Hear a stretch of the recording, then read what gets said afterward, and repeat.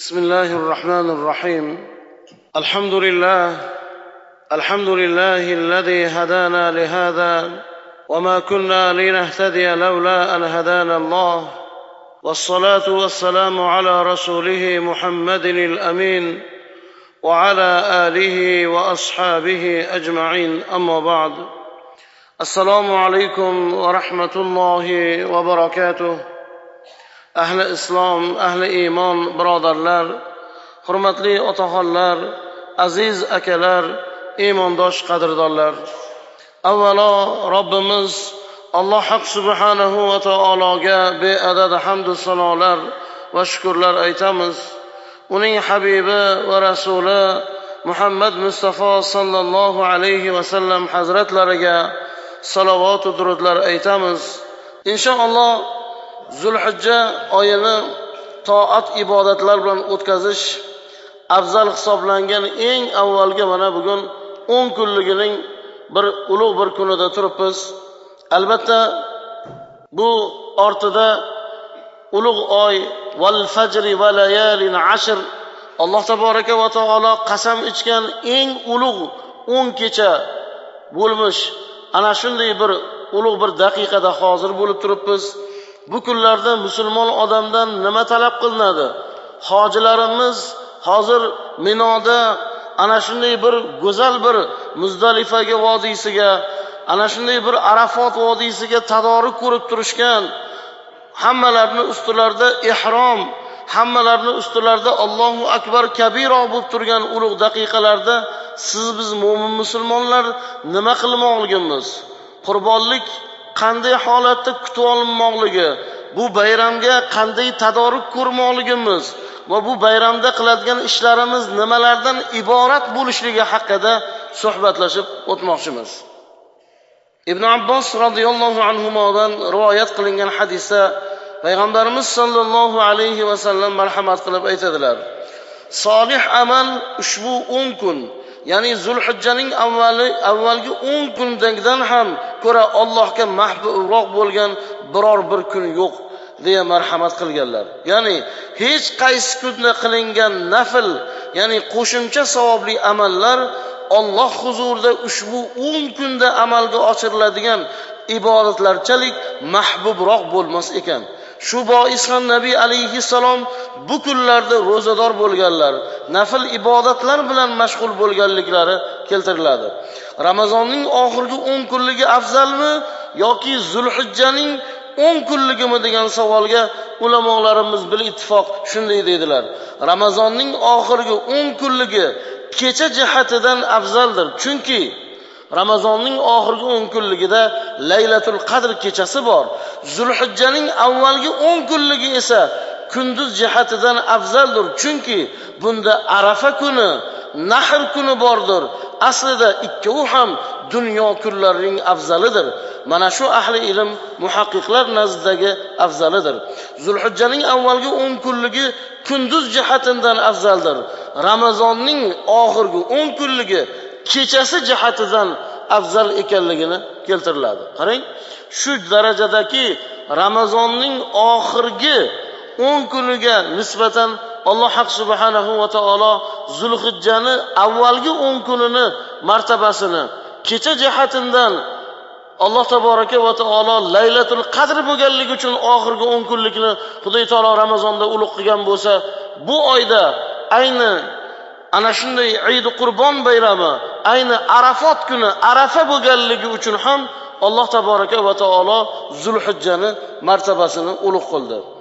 Islom ummatining barcha vakillari bu kunlarni ro'za va ibodat, zikr va tasbihlar, takbir va tahlillar, xayr va sadaqalar bilan obod qilgan holda o'tkazadilar. Bu kunlarda umr farzi bo'lmish haj ibodatining asosiy marosimlari bo'lib o'tadi. Shunday qilib Zulhijjaning 10-kunida bu oyning haloli chiqishi bilan olam aro boshlanib ketgan ibodat sayli o'zining avj pallasiga ko'tariladi. Sanoqli kunlardagi ibodatlarning mukofoti Qurbon hayiti ko'zlarimizni quvontirib olamga mehmon bo'ladi. Bunday dorul amon kunlarga ofiyat ila yetkazgani va boshqa barcha zohiriy va botiniy ne'matlari uchun shukrona sifatida millionlab musulmonlar Alloh taolo uchun qurbonliklar so'yadilar. Qurbonlikdan o'zi maqsad o'zi nima? Haqiqatan ham Alloh haq subhanahu va taolo Qur'oni Karimda A'udhu billahi minash shaytonir rojim inna a'toynakal kawsar fasolli li robbika wanhar inna shani'aka huval abtar. Alloh taboraka va taolo namoz o'qishlikka buyurib bandasini fasolli, ey bandam, ey Rasululloh, ibodatni barpo qilsinlar, vanhar va qurbonlik qilsinlar deb Alloh taolo buyurdi. Mufassirlarimiz mana bu oyat qurbonlik kunidagi qilinadigan har bir amallarimizni dasturi deb aytadilar. Demak, Qurbon hayiti hammamiz uchun zavqli, shavqli bo'lishligi bilan eng asosiy buyuk hikmatlardan biri Alloh haq subhanahu va taoloni ana shunday ulug' kuniga bandani tadoriki. La yanalalloha luhumuha va la dimauha walakin yanaluhu taqwa minkum. Sizlarning qurbonliklaringizni go'shi ham, qoni ham, uni birorta bir a'zolari Alloh taboraka va taologa yetmaydi. Unga hojati yo'q. Lekin walakin yanaluhu taqwa minkum. Undan murod o'zi nima desa taqvo. Alloh bizga tarbiya berib o'tdi bu bilan. Go'yoki biz bu ish bilan biz Allohning roziligini topamiz. Alloh uchun deyapmiz, u yo'q. Aslida o'zimiz uchun qilyapmiz. Bitta hikmati bor.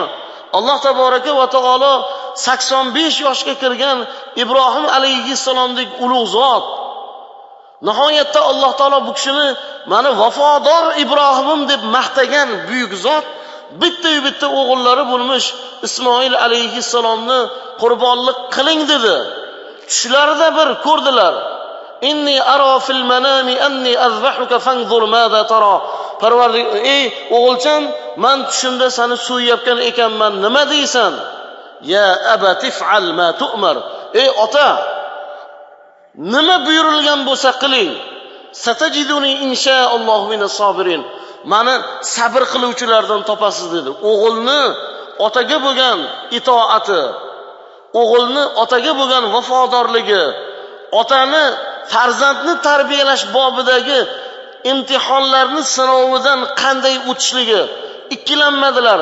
Vahiy bo'lmadi, alohida buyruq, bir tushlardagi bir ko'rgan ilhoqki mana shu bilan qanday bir chiroyli vafadaynahu bidhibhin azim. Alloh taboraka va taolo alohida jannatdan qo'chqorni chiqarib sinovdan o'tganliklarini, najotini Xudo taolo xush xabarini berdi. Qarang, biz bu bilan birinchi o'rinda Alloh taboraka va taologa yaqinligimizni izhor qilishlik, uni sinovlarga tayyor ekanligimiz. Hech qachon bandaga Alloh taolo toqatidan baland narsani bermaydi. Ba'zi odam aytib qo'yadi, "Qora aka, meni vaqtim yetishmaydi. 5 vaqt namoz o'qiganim, shuni ertalab bomdodda o'qib qo'ysam, o'qibdan o'qib qo'ysam bo'ladimi?" Savollar keladi. La yukallifullohu nafsan illa wus'aha. Alloh toqatidan bandan ortiqcha narsani bermaydi. Agar unday bo'lganda harom qilmasdi arog'i. Alloh taolo harom qo'yapti, aroq ichma deyapti. Bandaga ichmaslikda u ichib lazzat olishligini foyda. Nimaga meni zulm qilib bundan qaytaryapti deb tushunadi u alkash. Lekin Alloh taolo qaytarishligida u bandani toqati yetadigan narsaga Xudo taolo buyuryapti. 5 vaqt namozga toqatimiz yetganligi uchun Alloh buyuryapti. Eid Qurbon kunida, ana shu bayram kunida qodir bo'lib imkoniyati yetgan musulmonlarga buni toqatiga yarasha buyuryapti. Lekin bunda bizga katta foyda bor. Bola yig'laydi. Shamollab qolgan, kasal bo'lgan, qoni pasayib ketyapti. Doktor buyurdi, dori darmon qiling.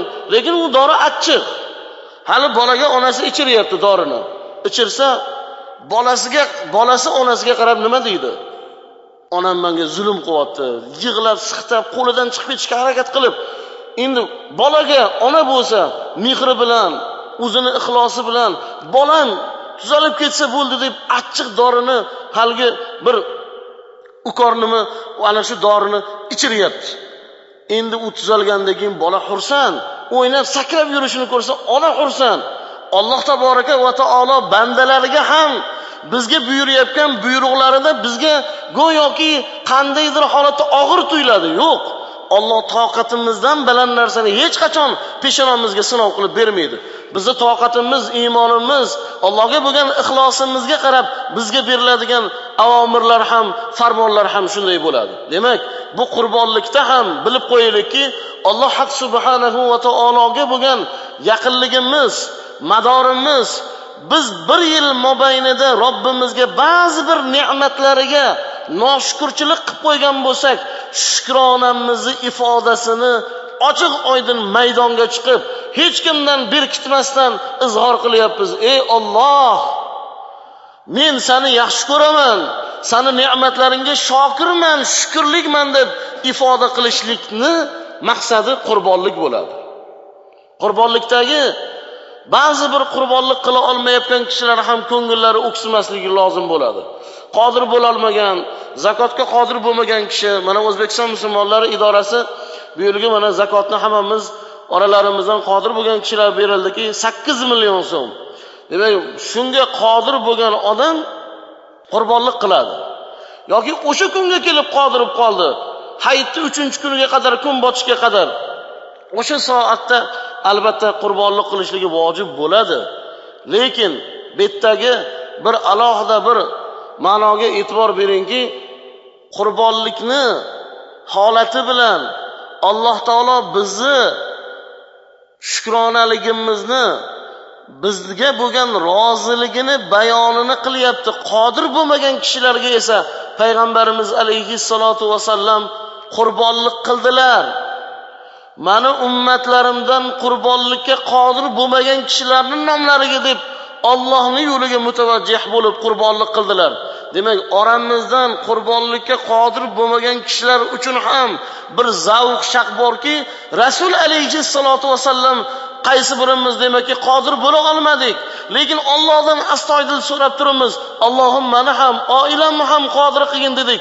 Kelgusi yilga inshaalloh Parvardigor qodir qiladi. Umidsizlikka tushmaylik. Lekin bizga bir yutuq, bizga faxr koinot bo'lgan Rasul alayhissalom qurbonlik qilganliklari ham zafari, najoti borligidan ko'nglimiz kimtik bo'lmasligi lozim bo'lar ekan. Qarang, qurbonlikda qanday bir ulug' bir darajat bor. Adhibu dahayakum fa innaha ala sirati matayakum. Qurbonliklaringizni eng chiroyligini qiling. Eng go'zalini qiling. Kelishganini qiling. U sizlarni Sirot ko'prigidan minib o'tadigan tulporingiz bo'ladi dedilar. Ayni shu o'lolmay turganini shu iloyo shu hayit kungacha o'lmay tursa bo'ldi, suv olardim deyishmas.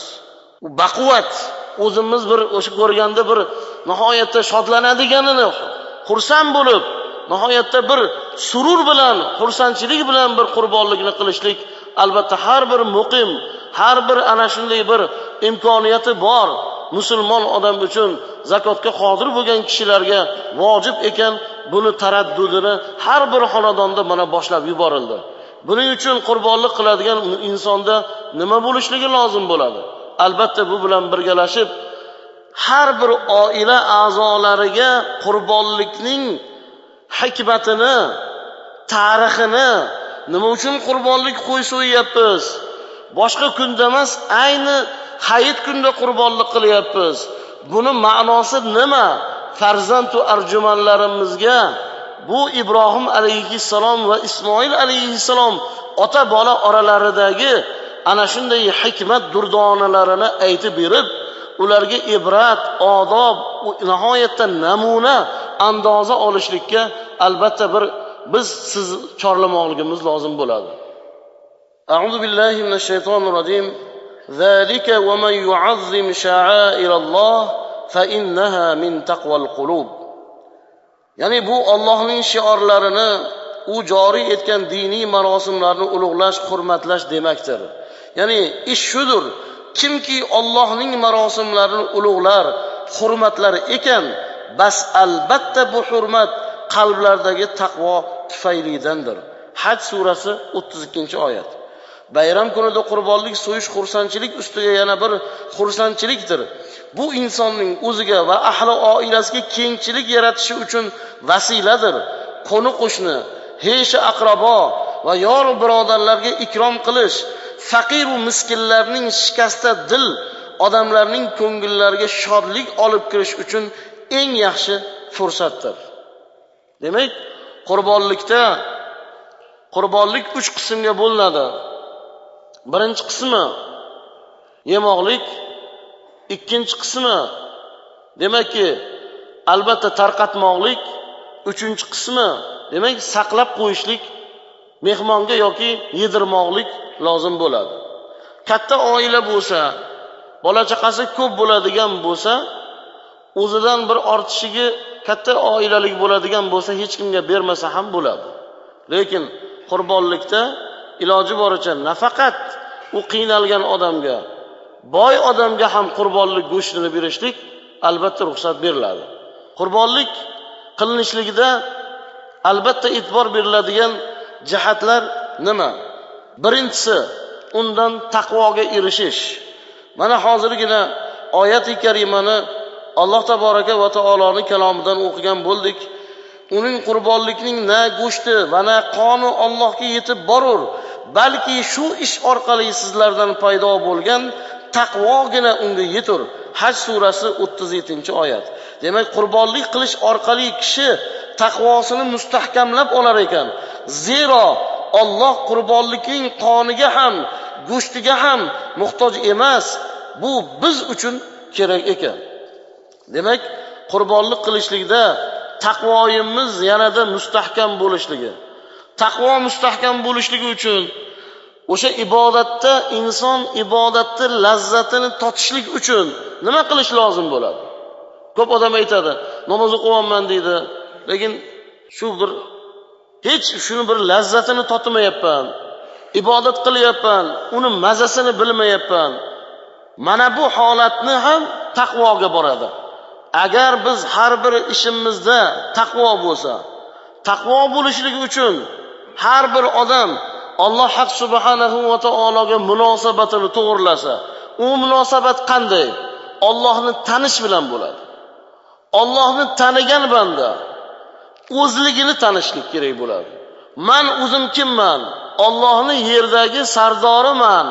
Allohning yerdagi xalifasiman. Alloh taolo yer yuzida mahluqotlarni ichida sarvari qilgan aziz mukarram bir bandaman. Meni yaratganim, meni mehribonim Allohdir deb o'zligini qaydan paydo bo'lganligini bilgan odam, o'zini tanigan odam, man arafa nafsahu arafa robbahu. Endi u o'zini tanidimi? Allohni taniydi. Endi Allohni u tanidimi endi? Allohni tanigan banda demakki Allohga bo'lgan ibodatida ham u buyurgan mana bunday bir qurbonlik bo'ladimi, boshqa munosabatlar, yetim yesirlarga, beo bechoralarga bir xayr va ehson qilishlik bo'ladimi? Hammasida uni sherigi, uni ko'rib turgan Robbisi, uni shohidi Alloh ekanligini doim biladi. Endi xo'p, u Allohni tanish uchun, Allohni bilish uchun o'zini tanish kerak. O'zini tanish uchun nima qilish kerak desa, uning uchun ilm kerak bo'ladi. Ilm va yana ilm. Inson jaholatdan inson ana shunday bir ilmga bo'lgan bir izzat ko'chasiga bo'lgan, ana shunday yorug'lik ko'chasiga bo'lgan, ilmga bo'lgan, alifni to'g'rilikka bo'lgan yo'lga qadam bosar ekan, albatta u o'zligini taniydi. Lekin o'zi balchig'i ichida kindigigacha botib yurgan odamga aka nimaga g'usul qilmaysiz, cho'milib oling desangiz, endi u go'yoki gavharni toshga urgan bilan barobardir. O'zi balchiq, o'zi ichib chekib rasvoy jahon bo'lib yuribdi. U odamga cho'milib olish, g'usul haqida, tahajjud haqida, nafil namozlari haqida gapirishlikdan nima foyda u odamga? U odam o'zi najosatda ichida yotgan odam bo'lsa, u odam avval tozalanib olib chiqish kerak bu yoqqa. U balchiqdan chiqish kerak, tozalanish kerak pastini. Ana undan keyin u odamga tushuntirsangiz bo'ladi. Lekin biz mo'min musulmonlar shunday bir ulug' bayramga yaqinlashyapmizki, u bayramda Allohga bo'lgan taqvolarimiz unib o'sadigan eng ulug' bir biz uchun bir imkoniyat, bir kuniga yaqinlashyapmiz. Oysha onamiz radhiyallohu anhodan rivoyat, Rasululloh sallallohu alayhi vasallam marhamat qilib dedilar: odam bolasi Nahl kunida qon chiqarishdan ham ko'ra Allohga mahbubroq bo'lgan biron amalni qilmaydi.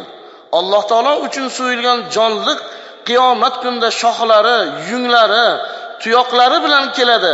Qasamki, uning qoni hali yerga to'kilmasdan burun Alloh huzuridagi yuksak maqomga tushadi. Ya'ni hali uning qoni yerga tushmasdan bu amalning savobi Alloh huzurida yuksak o'ringa yozib qo'yiladi. Vallohu alam. Bas qilayotgan qurbonligingiz bilan shodlaning, dimog'ingiz chog' bo'lsin. Tirmiziy rivoyatlari. Qarang. Bu bayram xursandchilik kuni. Bu bayram yemoqlik, ichmoqlik kuni. Bu bayram ana shunday bir farah kuni, shodlik kuni. Bu kunda hech kimni bir-biriga diliga ozor berishligi, boshqa kunlarda ham xosatan bayramga alohida tadoruk ko'rishlik. Lekin afsuski, har yil aytamiz. Bu xalqimizga tekkan bir kasallik, ayni qiynalib bechora kecha onasini bir qoshida chaqaloq bo'lib turgan kelin endi kecha mol kuni xilpirab bir joyga tushadi. Endi u kuni muzeyni yoki bir haykalni tomosha qilgandek hamma kelinni egiltirgan, salom alik qildirgan, choy qo'ydirgan, shu yoqqa choy ko'p ichadigan xalqimizmi? Ichaveriladi, har kuni nechta choynak choy ichiladi o'sha kuni. Nima u endi? Qanaqa ma'no? Hayit kunda kelin qiynalgan, ota-onasi qiynalgan. Bu qaysi bir bu illat qachon yo'qotamiz? Yana ayni o'sha kunga sanduqlardan chakmonlar, cho'ponlar olingan, belvoqlar tusilgan, do'ppilarni qatlardan, burchaklardan topib, qirrasini o'ldirib, boshga kiyib, o'sha kuni hurmay olib turishlik. Bu qaysi bu millatda bor bu? Qachon to'xtatamiz? Qayoqqa qarab ketyapmiz? Har hayit oldida mana shu muammo bo'ladi. Xudomniki bormasam bo'lmaydi, bojammiki bormasam bo'lmaydi. Mana shunday qilib ertaga o'tib qolganimizda unda kech bo'ladi. Ertaga olib kelinadi bu yerga. Hammamiz kelamiz. Hammamiz Alloh nasib qilsa boramiz. Bitta joy, hech qaytga qochib qutula olmaymiz. Lekin Alloh meni roziligimni tanladingmi, bandani roziligiga qaradingmi deganda nima deb javob beramiz? Xudomni xursandchiligiga qizimni tinchini o'yladim deb aytamizmi, yo men shariatni ushladim deymizmi? Mana bu savollarga har bir odam mana hozir imkoniyat bor hayitgacha. Ko'ngil oling, borib ziyorat qilaylik, tabriklaylik, o'zimizni bir duoyi xayrlarimizni bildiraylik. Bayram kuni bayramona kayfiyatda oilamiz bilan, farzandlarimiz bilan, surur bilan, farah bilan, shodi xurramlik bilan o'tkazish albatta lozim bo'ladi. Lekin qancha ilm olding deb so'ralmaydi, qancha amal qilding deb so'raladi. Eng og'ir azob kimga? Kabura maqtan indalloh. Allohning huzurida eng og'ir o'ch azob aytiladi-yu, lekin amal qilinmaydi. So'zlanadi-yu, unga e'tibor berilmaydi. Ishtiladi-yu, u undan u yoqqa o'tmaydi. Bu ish juda ham og'ir.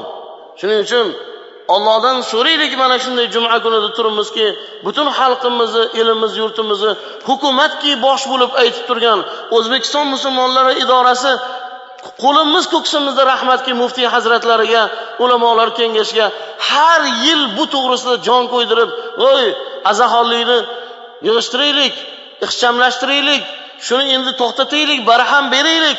Har yil aytiladi, lekin shunga qaramasdan ko'chada hamma yoqda ana shunday bir holatlarni ko'ramiz.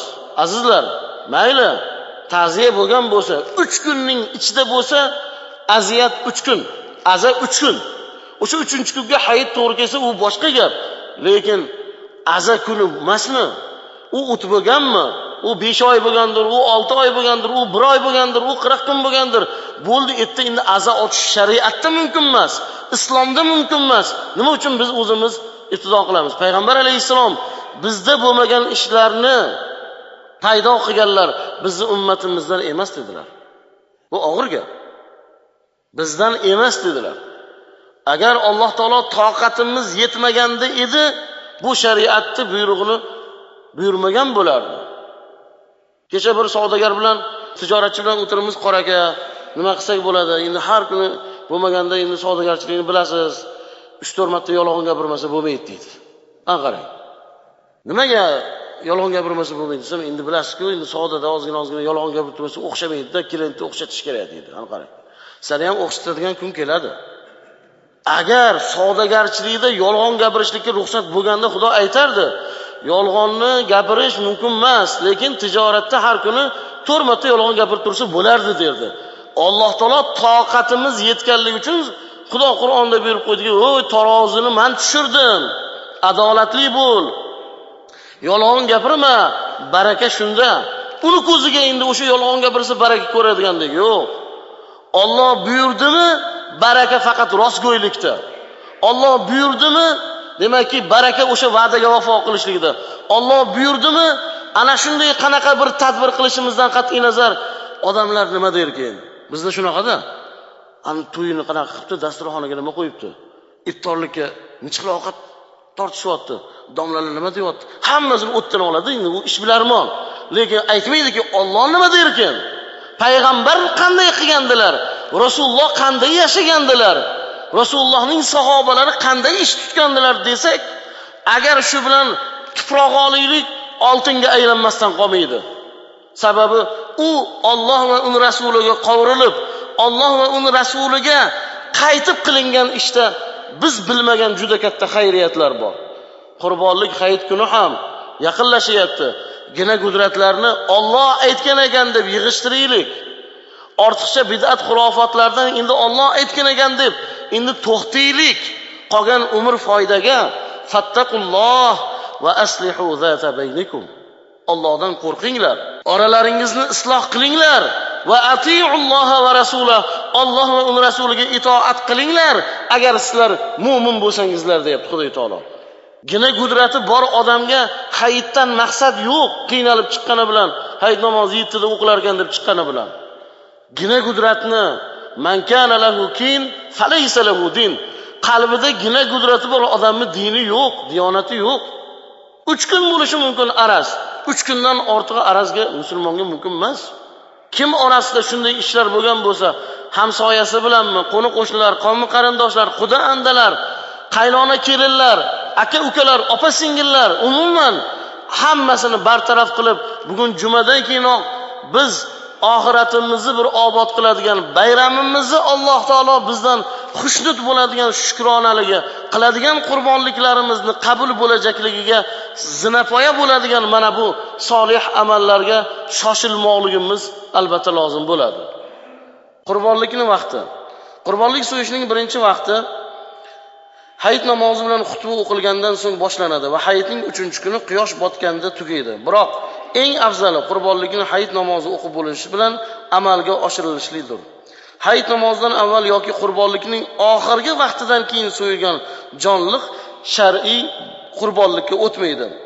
Bunga yuqorida aytib o'tilgan mana bu hadis dalolat qiladi. Barro radhiyallohu anhu dan rivoyat qilinadi.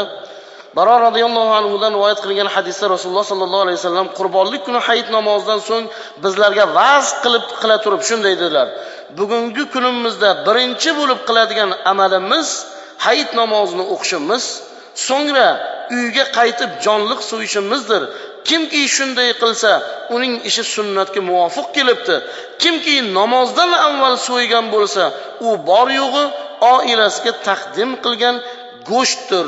Xolos, bu kunning marosimidan, ya'ni qurbonlikdan emas dedilar. Demak, qurbonlik kuniga tadoruq ko'rishlikda ana shu narsaga ehtiyot bo'lishlik. Ba'zi odam bizning hayitimiz bor. Hayitimiz bor, o'shanga arafa kun so'yib qo'ysak bo'ladimi? Hammamiz ham demakki Allohning bir farmoniga hammamiz ahd bergan ekanmiz. Uni vaqti, uni soati bor. Namozni vaqtida o'qiyapmiz. Taomlarimiz vaqtida bo'lyapti. Uy joylarimiz vaqtida bo'lyapti. Har bir niyatlarimiz vaqtida bo'lyapti. Har bir narsani vaqtini Xudo buyurgan. Mana jumani ham birda buyurgan. Mana birga kelishilgan vaqtini umuman O'zbekiston musulmonlar idorasi boshchiligida o'shanga qarab tadoruq ko'riladi. O'sha vaqtga qarab harakat qilamiz. Juma kuni juma namoziga juma kuni kelamiz, payshanba kuni kelmaymiz. Demakki har bir narsani maqomi bo'lganidek, tartibi intizom bo'lganidek, unda ham tartib intizomga amal qilishlik. Keyin ayni qurbonlik kunida ko'p joylarda bo'ladi. Qassoblar keladi, qassobga terini ham berib, go'shtini ham berib, bo'ldi mana haqiga 1 kilo go'sht berib yubordim. Hech qachon qurbonlikni go'shtidan haq berilmaydi. O'zingiz o'sha qassobga bergudek qalbingizda albatta siyla bo'lgan bo'lsa bering, lekin unga xolis haqi uchun pul beriladi. Uchakchavog'ini olib ketar ekan, bunaqa bo'lar ekan, xizmat haqiga to'g'ri kelar ekan, yo'q. Uni yo sotib kambag'al bechoralarga yoki bir ro'zg'orga ishlatiladigan bir narsaga yaraydigan narsa bo'lishligi lozim bo'ladi. Endi qurbonlikda yana e'tibor beriladigan jihatlar, albatta avvalo echkidan yaxshiroq qo'ydan yaxshiroq mol. Demakki bizda o'sha molgacha bo'lgan, endi tuya yo'q hisobi. Demakki mana shunga imkoniyati bor bo'lgan odam so'ysa bo'ladi, lekin men tovuq so'ysam bo'ladimi qora aka? Men g'oz so'ysam bo'ladimi? yoki bir boshqa jo'ja so'ysam bo'ladimi? Unaqa narsalar qurbonlikka o'tmaydi.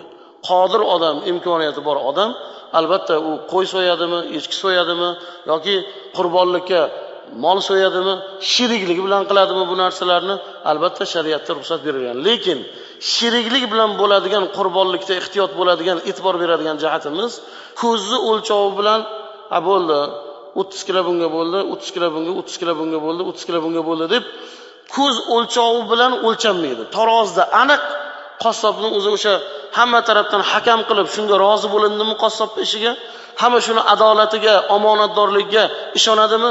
Demak, o'sha qassob boshchiligida hamma yoqqa teng barobar, hamma a'zolardan teng barobar qilib o'lchab berilsa, inshaalloh qurbonligimiz bir go'zal bo'lgan bo'ladi. Alloh taolo kelayotgan bayramlarimizni Xudoy taolo hammalarimizga muborak qilsin. Mana kecha butun Toshkent shahri imomlariga majlis bo'lib o'tdi. Unda rahbarlarimiz sizlarni tabriklashlik bilan birgalashib qilinayotgan sharoitlar, yaratilayotgan sharoitlar, yurtboshimiz boshchiligidagi bu farmonlarni hamma yoqqa farmonlarini e'lon qilinishligi bilan harakatning ifodasi o'laroq kecha ham majlis bo'lib o'tdiki, ertaga endiga hashar kuni bo'lyapti. Biz bu yoqda bayram qilsak-ku, otamizni qabrlari cho'kib yotsa, biz bu yoqda bayram qilsak-ku, amma xolalarimizni qabrlarini tanib bo'lmas darajada axlat bo'lib yotsa, bu ham bo'lmaydi-da. Mana shu o'rinda bir narsani aytib qo'ymoqchiman. Biz qabristonni tozalab, obod qilishlikka buyuryapmiz, aytayapmiz, tavsiya qilyapmiz. Birgalashib chiqib tozalayapmiz, hashar qilyapmiz, lekin kimdir o'zini otasini atrofini tozalab, beton quyib, bir narsalar qilib, obod qilib, miramirlar qilyapti, yoniga axlatni to'kib ketyapti. Qarang, yonida yana bir musulmon yotibdi. Aslida o'shanga qodir bo'lgan musulmon qanday qilish kerak edi? Ya? Mana otamni, onamni alohida qilib qo'yib, bulardan bu to'g'ri emas-ku deb musulmon odam o'zini otasiga, onasiga chiroyli bir o'sha harakati bilan birgalashib, yonidagi bechoradir, g'aribdir, farzandi yo'qdir, o'ksukdir, orqasidan kelgan kishi yo'qdirki, qara olmayotgandir deb yonidagi qabrlarni ham suvatib, tozalatib, shupurib, bu an'analar bizni aytishlik bu uyat narsa aslida. Qabristonga kirib tozalash voraylik, qabristonni obod qilaylik, qabristonda hashar qilaylik deyishlik bu uyat emasmi? Bizni an'analarimiz, ajdodlarimizdan qon-qonimizga singgan bu udumlarimiz-ku. Farzandlarimizni yetaklab, bir cherak olib, bir latta olib, bir suv olib, supurgi olib, o'sha joylarni tozalab, ertaga bo'ladigan bayramga avvalo ularni xushnud qilmasak, bizga bayram tatiydimi? Biz uyimizda chiroyli uylarda yashasak, ular qurib ketgan, ular tashlab ketgan, lekin ularni yotgan uylari vayron bo'lib tursa, qaysi vijdonlik odamga bu narsa haqiqatda yoqadi shu narsa? Faqidu shayla yu'ti. O'zida yo'q narsani hech kim bera olmaydi. O'zida haqiqatda o'sha ota-onasiga bo'lgan ehtirom yo'q odam, mayli bemalol hayitlikni uyda qilaversin, qabriston tozalamasin. Lekin ota-onasini bilgan millatmiz, ajdodlarini tanigan xalqlarmiz. Haqiqatda ham 9-may kunini alohida xotira va qadrlash kuni deb e'lon qilindi. Bu bejiz emas.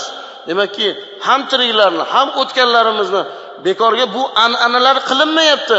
Bu yetib kelayotgan, voyaga yetib kelayotgan yoshlarni bir ilm bilan, ma'rifat bilan, udumlarimiz bilan, ajdodlarimizning meroslari bilan ularni tarbiyalash ma'nosi bo'lyapti. Shuning uchun biz iltimos qilamiz, ko'p qavatli uylarda o'tirganlardan, mahalla ko'yida o'tirgan xonadonlardan uylarimiz oldilarini shupurib, qozonlarimizni bir ko'ydirib, oilalarimizda bir kiyim-kechaklarni bir chiroyligini, go'zalini tayyorlab, bir bayramga xushbo'y atir upalar bilan kelib, o'sha kuni sarimsoq, piyoz yeyilgan yoki undan teparoq narsalarni chekilgan holatda kelinmaydi. Sababi payg'ambar alayhissalom kim man akala suman aw basalan, kim sarimsoq yo piyozni yeydigan bo'lsa, yegan bo'lsa, bizni masjidlarimizga yaqinlashmasin. Go'yoki insonlardan ozor ko'rganidek, maloikalar ham noxush hidli kishilardan ozor topadi dedilar. Qarang, maloikalar qaysi uyda bo'lmasa ekan noxush hid bo'ladigan bo'lsa, maloikalar qaysi jamoatda bo'lmasa ekan uzoqlashar ekan agar u yerda noxush hidlar, noxush so'zlar bo'ladigan bo'lsa, demak biz bayramga ham botiniy, ham zohiriy bir go'zallik bilan, yana iltimosimiz, bayram bu. Katta jamoat yig'iladi. 15-oktyabr kuni inshaalloh soat 7 da Eid Qurbon, Eidul Udhiya namozini, Hayit namozini o'qiymiz birgalashib. 15:06 da bomdod namoziga takbir aytiladi. Joy namozlardan olib, ertaroq shu atrofdagi kishilar bir yilda 2 marta keladi. Ertaroq chiqib, mana bu yerda haybarakalla qilib kelinglar deb yordamlashib, Allohning uyiga erta indinga mana hashar tashkil qilyapmiz.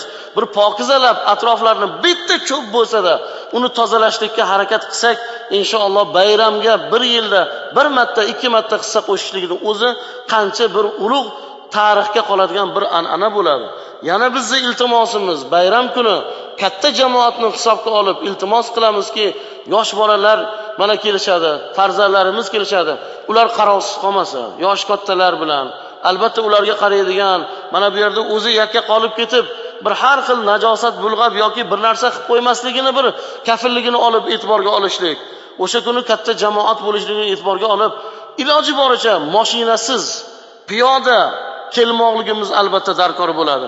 Ertaga inshaalloh dushanba kuni 14-oktyabr kuni ertalab bomdod namozidan boshlab takbir aytamiz, ha? Allohu akbar, Allohu akbar, la ilaha illalloh vallohu akbar, Allohu akbar va lillahil hamd deb takbir aytamiz. 23 vaqt namozda takbir aytishlik vojib bo'ladi. Har bir namozdan keyin 23 vaqt namozdan keyin. Demak, erkak va ayolga o'sha kuni Arafa kuni bomdod namozidan boshlab, demak 23 vaqt namozda takbir aytamiz. Demak, bu bayramni kelganligi, Arafa kuni iloji boricha sog'ligi, salomatligi ko'targan insonlar iltimos qilamizki, nafil roza tutib qo'ysinlar. Imkoniyati borlar, o'ziga bir quvvati yetgan kishilar bo'lsa, Arafa kuni hech bo'lmaganda roza tutib qo'yadigan bo'lsak, inshaalloh buni darajati ham, buni fayzi ham, buni xislati ham inshaalloh alohida bo'ladi. Alloh taboraka va taolo hamma duo so'ragan birodarlarimizni duolarini maktub orqali, qalblari orqali mana shu jamoatni g'animat bo'lib turgan azizlarimizni bu dunyo yaxshiligini, oxirat yaxshiligini ya Robbi ato qilgin. Duolarimizni o'zing ijobat qilgin, gunohlarimizni mag'firat qilgin, bemor bandalaringga ya Robbi shifo bergin. Hammamizni shu dargohdan duolari ijobat bo'lgan ulug' zotlarni maqomlarida qaytmoqlikni o'zing muvaffaq aylagil. Va sallallohu ta'ala ala xayri xalqihi Muhammad va ala alihi va ashabihi ajma'in. Valhamdulillahi robbil alamin. Yana bir bor kelayotgan Eid Qurbon bayramlari muborak bo'lsin.